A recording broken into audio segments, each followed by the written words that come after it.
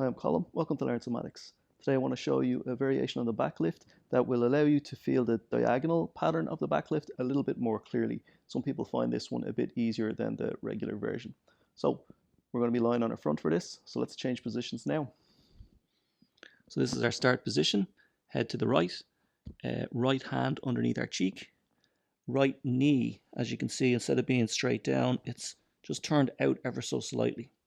And this just places our pelvis in a slightly different position in relation to the ground. It's kind of angled up a little bit off the ground. And it's going to change how this back lift feels. So to begin, just get a feel for lifting the leg, the straight leg, the left leg in this case. And you'll notice as you lift the left leg, it kind of makes the front of your left hip press down into the floor a little bit. And then slowly come on down. And just repeat that one more time so you're clear to lift the leg, feel it up into your back, and you get a nice release of the back of the hip and the back as well, and then slowly down.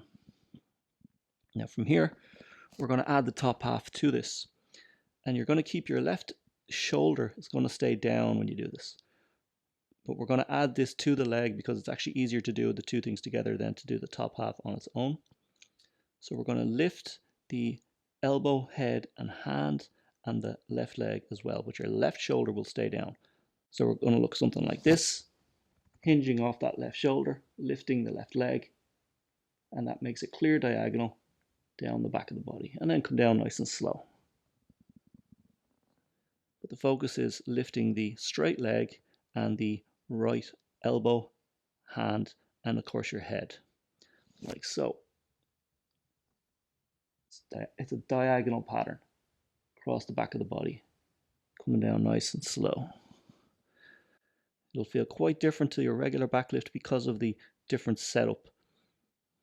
Let's just do two more of those, lifting up and slowly coming on down. And just make this as smooth as you can. Lifting up and then slowly coming on down. Okay. Now that we've done one side, let's roll onto our back and see how that feels. So if you've done that slowly and carefully, your back of your right shoulder down into the back of your left hip and leg should be feeling quite different now to the opposite sides. The side you worked should be feeling quite a bit more comfortable, softer, more relaxed on the ground. Let's do this one on the other side so that we can actually compare the two sides and see if there's a big difference between doing it one side to the other. So now we're set up in the opposite way, head to the left, left hand under the cheek, and the left knee turned out slightly so that the pelvis is a little angled. And again, let's just feel what it's like to lift the straight leg on this side. Lifting this right leg, you'll see the back arches a little bit as the hip presses down. And we can slowly relax to rest. And we just repeat that one more time so we're clear.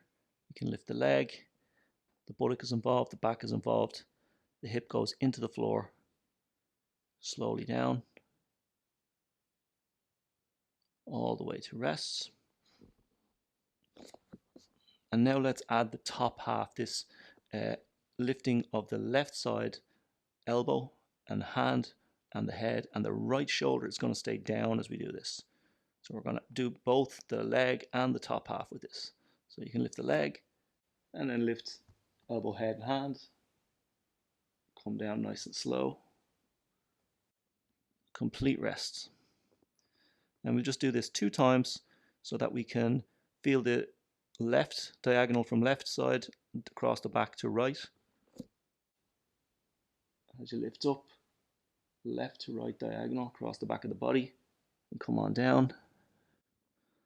And just notice if it feels like a mirror image on this side when you're doing it to what you had, or if something feels different. Last time, lifting up and then slowly coming on down.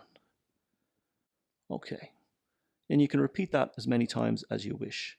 For now, let's roll onto our back and see what we've got.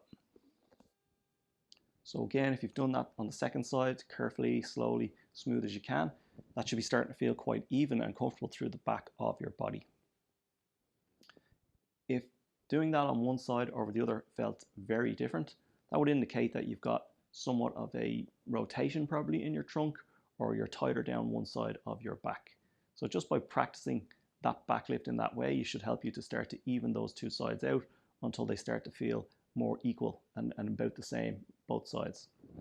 So that movement's going to release all the extensors, all the paraspinal muscles in the back of the body, your traps in the back of the shoulder, and the backs of the hips as well.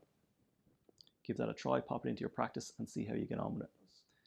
Don't forget to like, comment, and subscribe.